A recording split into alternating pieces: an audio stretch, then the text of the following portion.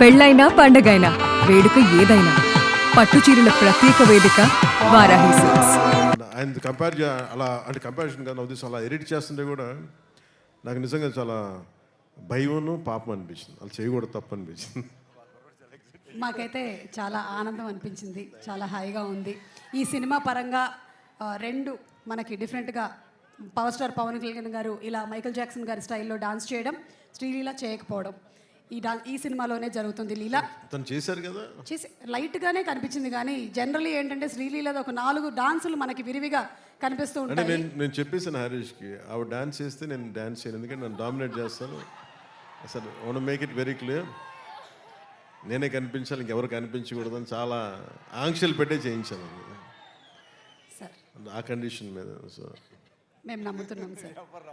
Thank you so much Pawan Kalyan గారు and Leela and Rashi. Requesting both of you all to please come on stage.